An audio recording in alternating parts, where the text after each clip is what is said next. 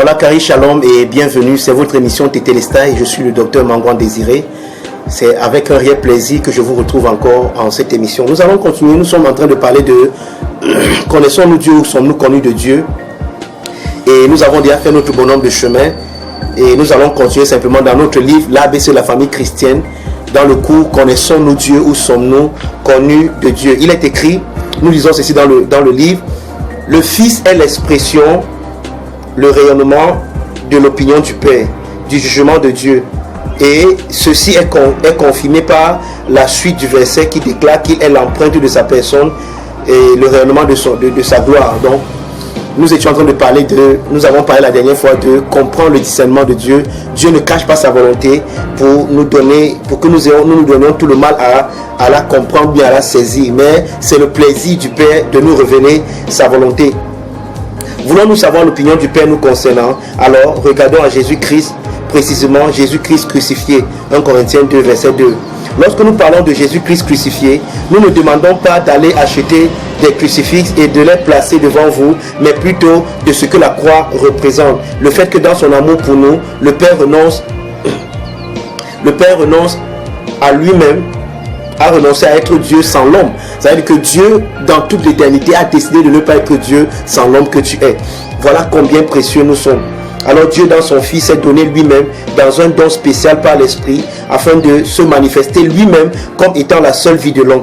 Jésus-Christ crucifié expose le fait que Dieu se donne à nous pour être notre tout, après nous avoir reçus dans son amour comme son tout, loin de tout blâme et de tout reproche. Donc Dieu nous a reçus dans son amour, loin de tout blâme et de tout reproche. Dieu ne nous reproche de rien. Dieu n'est pas fâché contre vous. Dieu n'est pas en colère de vous. Dieu vous aime et il vous a accepté dans le bien-aimé. Parce qu'il a accepté l'homme Jésus-Christ, alors en cet homme, il a accepté tous les autres hommes. Donc Jésus est l'homme qui représente tous les autres hommes. Alors l'acceptation de l'homme Jésus, c'est l'acceptation de tous les hommes. Donc parce que Dieu a accepté Jésus, alors il vous a accepté en Jésus. C'est très important que nous le comprenions, parce que nombreux sont ceux qui pensent que Dieu les a rejetés, que Dieu les a abandonnés, que Dieu ne prend pas soin d'eux. Ce n'est pas possible, parce que si Dieu ne prend pas soin de vous, il ne prendrait pas soin de lui-même. Et comme il ne peut pas se renier, également il ne peut pas vous renier. Vous êtes la gloire de Dieu.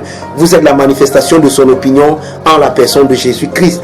Oui, l'opinion du Père, c'est que nous ne sommes pas des pécheurs sauvés par la grâce, ou des fils qui, mus par la culpabilité de leur prodigalité, reviennent comme des esclaves, priant le Père de leur donner le statut de serviteur, oubliant que le Père attendait impatiemment leur retour, non pas pour les blâmer ou leur demander des comptes par rapport à la gestion de leur héritage, mais pour déverser en eux, une fois de plus, son amour inconditionnel et inchangeable et inépuisable. Vous voyez, dans le 15e chapitre de l'évangile selon Luc, nous avons une histoire. Jésus, répondant aux invectives des pharisiens, va raconter 3 histoires. Mais celle qui nous intéresse, c'est beaucoup plus la dernière histoire qu'on appelle généralement la parabole du fils prodigue. Mais que nous appelons beaucoup plus la parabole du père dansant. Parce que l'emphase est mise sur le fils prodigue, mais nous devons plutôt, celui que Jésus voulait plutôt manifester ou bien peindre, c'était l'attitude du père. Et on nous parle d'un père qui avait deux fils. Et l'un de ses fils lui a demandé de lui donner son héritage et il s'en est allé. Mais vous allez voir compte que quand ce fils venait demander à son père de lui donner sa part d'héritage, il ne pensait pas qu'il ne mérite pas, il n'avait pas la notion de mériter ou bien il n'avait pas la notion de la méritocratie. Mais c'est quand il s'en va dilapider et gaspiller son bien et qu'il revient maintenant, à ce moment-là qu'il dit que je ne suis pas digne d'être appelé ton fils. Pourquoi? Parce qu'ici maintenant il est conscient de sa prodigalité, il est conscient des dépenses qu'il a fait, il est conscient du fait qu'il a un peu comme on dit dans le jargon ici, il a une dette, c'est-à-dire qu'il a fait quelque chose qu'il ne fallait pas faire. Et alors quand il revient mu par cette mentalité, il se dit que je ne mérite pas. Et parfois nous avons défini ainsi la grâce de Dieu. Nous avons pensé que la grâce de Dieu, c'est la faveur imméritée de Dieu. Mais vous voyez, chaque fois que nous définissons la grâce comme la faveur imméritée, nous sommes en train de faire quelque chose, c'est que nous nous définissons, nous, non pas comme des fils, mais comme des esclaves. Parce que celui qui voit la faveur du patron ou alors du père de la maison comme une faveur imméritée, c'est le serviteur. Mais le fils ne peut pas voir la faveur, ou bien la grâce, ou bien la bénédiction, ou bien la bonté du père dans sa vie comme quelque chose qu'il ne mérite pas. Parce qu'en tant que fils, tout ce que le père a, c'est à lui. Alors le fils ne peut pas voir la bienveillance, la bénédiction, ou bien la faveur du père comme une faveur imméritée. Chaque fois que nous définissons la grâce de Dieu comme une faveur imméritée, nous disons simplement que nous ne sommes pas des fils, mais nous sommes des esclaves et des serviteurs. Et c'est très important que nous comprenions. La grâce de Dieu, ce n'est pas une faveur imméritée, mais c'est la grâce, c'est la faveur de Dieu envers ses fils. Et le fils ne peut pas recevoir la faveur de son père et dire qu'il ne mérite pas cela. C'est important que nous le comprenions. Chaque fois que nous regardons et que nous nous regardons comme des serviteurs, alors nous allons penser que ce que nous recevons de notre père, nous ne le méritons pas. Et parfois, c'est cette attitude que nous avons. Non, la grâce de Dieu, c'est une personne, c'est Jésus. Et nous ne pouvons pas dire que nous le méritons pas. C'est vrai que le salut n'est pas un acquis, c'est un don. Mais maintenant, est-ce que ce don-là, nous allons le mériter? Regardez, dans la grâce, la méritocratie ne devrait même pas faire mention. Parce que ce n'est même pas comme si nous avons essayé de mériter et nous ne méritons pas. Non, nous ne sommes même pas dans la méritocratie ici. La grâce de Dieu est un don de l'amour extraordinaire de Dieu. Donc Dieu nous aime et il a décidé de nous faire grâce, de nous combler de sa grâce. Maintenant, ce n'est pas une question, il n'y a pas de méritocratie. Chaque fois que nous sommes conscients du fait que nous ne pouvons pas faire ceci ou bien faire cela, alors nous mettons la méritocratie et on dit que la grâce de Dieu c'est la faveur imméritée de Dieu. Je suis simplement en train de dire que cette définition ne sied pas au fils que nous sommes. Parce que dans une maison, celui qui pense qu'il ne mérite pas la faveur du père, c'est le fils, je veux dire c'est le serviteur de la maison. Mais le fils, chaque fois que le père lui dit, mon fils, je t'ai acheté un vélo, il dit, merci papa, vraiment, merci parce que c'est une manifestation de ton amour. Je me rends compte que tu m'aimes et c'est pour ça que tu m'as acheté. Non, le fils ne pense pas, oh père, vraiment tu m'achètes le vélo, je ne mérite même pas que tu m'achètes le vélo, vraiment je n'ai même pas fait ceci. Non, ce n'est pas, il n'y a pas de méritocratie avec le fils. La méritocratie parfois c'est dans la mentalité du serviteur. Parce que le serviteur parfois il est là parce qu'il a un salaire. Il a un salaire. Maintenant, quand le père augmente dans le salaire, il se rend compte que ça c'est une grâce imméritée. C'est quelque chose qu'il ne mérite pas. Mais dans la filiation, dans la relation père-fils, il n'y a pas de méritocratie. Alors il n'est pas question de je mérite ou bien je ne mérite pas. Voilà, dans le livre l'ABC, l'homme de Dieu continue en nous disant, le fils prodigue, confiant de la bonté et de la générosité de son père, se manifestant envers ses serviteurs, revient vers ce dernier pour recevoir sa faveur, cette faveur qu'il ne mérite pas selon lui. Il revenait recevoir la grâce de son père comme une faveur imméritée. Ce qui rend cette faveur imméritée selon lui, c'est la conscience de la mauvaise gestion du bien et de l'héritage qu'il a reçu du père, et le sentiment d'avoir déçu ce dernier. Alors, lorsqu'il allait demander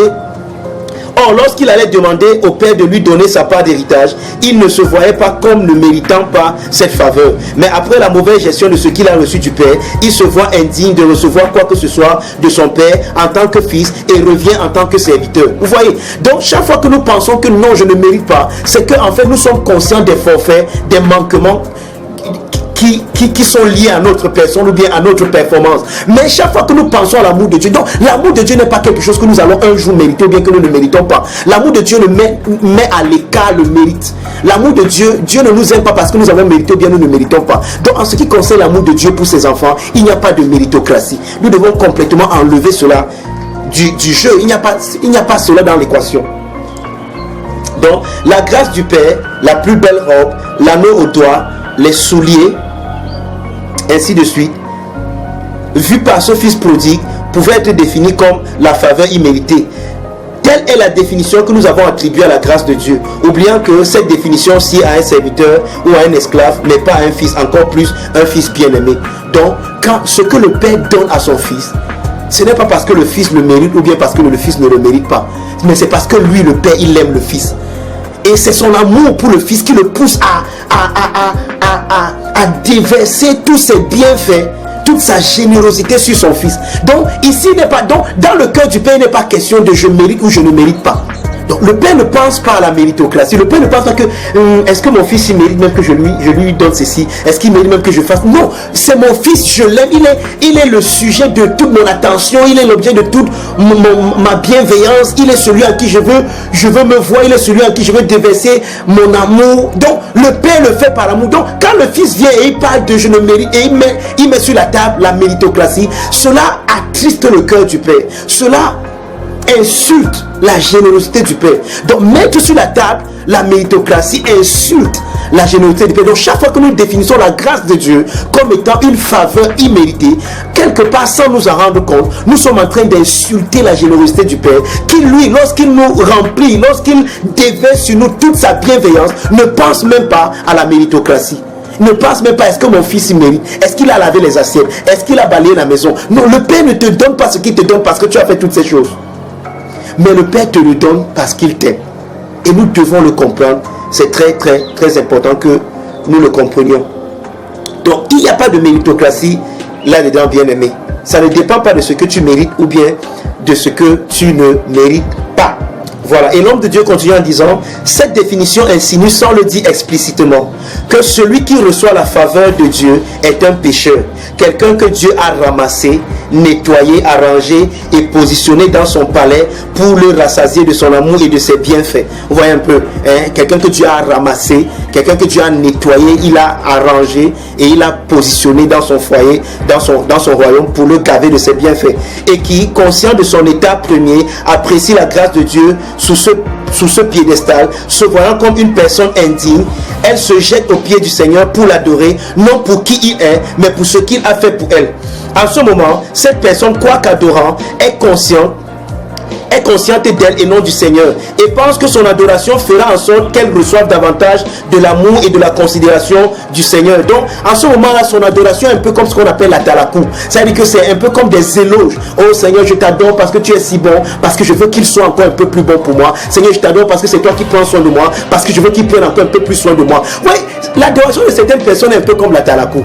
C'est-à-dire que c'est un peu comme si on a talakoué Dieu. Un peu comme si on disait. Donc comme si ce que nous faisons, c'est pour que Dieu soit tellement content. Un peu comme cette récitation que nous avions dans la Maxime lorsque nous étions élèves. On dit que Maître Corbeau se tenant à son bec un fromage et Maître n'a pas le doigt léché, lui était un peu près sur la garde. Donc nous attaquons Dieu pour que maintenant les bénédictions que Dieu a, et Dieu les relâche. Hein? Dieu nous donne encore davantage. Seigneur, tu m'as donné, tu as fait pour moi, maintenant tu vas faire davantage. C'est pourquoi je t'adore, pour que tu fasses davantage. Je te bénis pour que tu me donnes davantage. Non, Dieu n'a pas besoin de notre atalakou. Dieu nous bénit pas parce que nous avons même demandé, mais parce que lui, il a décidé de le faire. Et nous pouvons lui faire confiance par la foi du Fils qui opère dans nos cœurs. Donc nous n'avons pas besoin nous n'adorons pas Dieu pour que Dieu réagisse à notre adoration. Dieu ne réagit pas. Ce que Dieu fait pour nous n'est pas une réaction, mais une action de sa part. Et nous devons le comprendre. C'est très très important que l'amour de Dieu pour nous n'est pas une réaction, mais une action. Donc tu n'adores pas Dieu pour que Dieu fasse davantage. Tu n'adores pas Dieu pour que Dieu t'aime davantage. Tu n'adores pas Dieu pour que Dieu fasse ce qu'il n'avait pas fait ou bien complète ce qu'il n'a pas fini de faire. Non. Ton adoration, c'est plutôt une reconnaissance, une action de grâce à ce que Dieu a déjà fait. Et tu reconnais cela. C'est tout. Maintenant, on nous dit ici dans notre cours que cette attitude c'était l'attitude du fils aîné qui, quoique n'étant pas prodigue, servait son père sans avoir la révélation de l'amour de ce dernier. Il servait fidèlement son père et espérait recevoir de lui quelque chose pour se réjouir avec ses amis. Mais le père lui dira qu'il n'a pas besoin d'attendre quoi que ce soit de lui, car tout ce qu'il a à lui. Vous voyez, voilà par exemple, nous avons dans cette même histoire l'attitude du fils aîné, qui par contre n'était pas prodigue, n'est pas allé dans une prodigalité quelconque, mais il est resté auprès de son père. Mais quoi qu'étant auprès de son père, il ne connaissait pas le père dont il se rapprochait. Il ne connaissait pas l'amour du père. On dit qu'il voulait même prendre un petit cheveu pour se réjouir avec ses amis, mais il avait peur de la réaction du père. Or, le père lui dit que mais tout ce que j'ai à toi, c'est-à-dire que si tu pouvais prendre tout ce que tu veux prendre, tu pouvais disposer de tout ce dont tu veux disposer. Mais ce garçon a refusé simplement. Pourquoi? Parce qu'il pensait qu'il fallait qu'il demande au père pour pour que le Père le lui donne. Il pensait qu'il servait le Père pour que le Père lui donne quelque chose. Or, son service était juste, devait être un service d'action de grâce, un service de reconnaissance. Et c'est très important que nous le comprenions. Parce que plusieurs chrétiens, nous sommes comme ce fils aîné. Nous servons Dieu et pensons que c'est à Dieu maintenant de faire quelque chose pour nous. Nous servons Dieu pour ce que nous pouvons obtenir de lui. Nous servons Dieu pour ce que nous pouvons avoir de lui. Pourtant, le Père nous a déjà tout donné. Donc, ne servons pas Dieu pour ce que nous pouvons avoir de lui, bien-aimé. En fait, vous voyez, c'est pour ça que nous avons l'habitude de vous dire ici que demander et vous recevrez n'est plus valable pour nous aujourd'hui. Pourquoi? Parce que c'est plutôt recevez. Maintenant que parce que vous avez vu que vous avez reçu, maintenant vous demandez. C'est-à-dire que nous demandons parce que nous avons déjà reçu. Nous demandons parce que ça nous appartient. Nous demandons parce que c'est nôtre. Nous demandons parce que le Père nous a tout donné. Il nous a donné tout. Il nous a comblé de toutes sortes de choses en Christ Jésus. Il nous a tout donné. On dit que le Père n'a pas épargné son Fils, mais il a livré pour nous. Comment ne nous donnera-t-il pas aussi toutes choses avec lui? Le Père nous a donné toutes choses avec le Fils. Donc toutes choses nous appartiennent. Maintenant, quand nous avons besoin de quelque chose, nous demandons, non pour que le Père nous donne, mais pour recevoir ce que nous avons, ce que le Père nous a déjà donné. C'est très important que nous le comprenions. Donc nous allons nous arrêter ici pour cette émission. Donc nous avons vu en cette émission que la faveur de Dieu ne peut pas être définie comme la grâce. Je veux dire, la grâce de Dieu ne peut pas être définie comme une faveur imméritée, parce que cette définition sied aux esclaves et non aux fils bien-aimés que nous sommes. En tant que fils bien-aimé, le concept de méritocratie n'est même pas posé sur la table dans notre relation avec notre Père. Il n'y a pas de méritocratie. Nous sommes ses enfants bien-aimés en qui il a mis toute son affection, et c'est ça le plus important. Donc je veux que tu saches, le Père t'aime et il a mis en toi toute son affection, et il t'aime tellement qu'il t'a donné le plus beau cadeau qu'il pouvait te donner en son Fils Jésus-Christ. Donc, Kari Shalom, nous allons nous retrouver à la prochaine émission. Vous êtes bénis de toute bénédiction.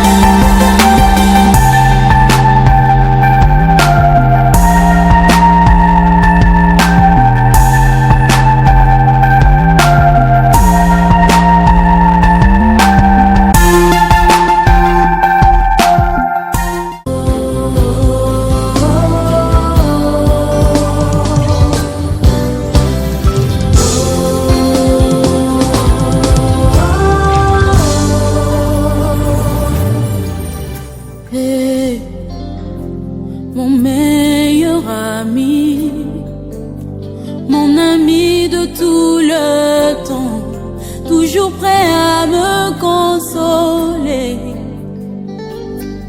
Yahweh, mon meilleur ami, moninga nanga ya motema, akotisanga na fami ya bonzambe. Na betelo lisolo ya camarade nangai, azalaka lisusu camarade te, akoma na ye fami nangai.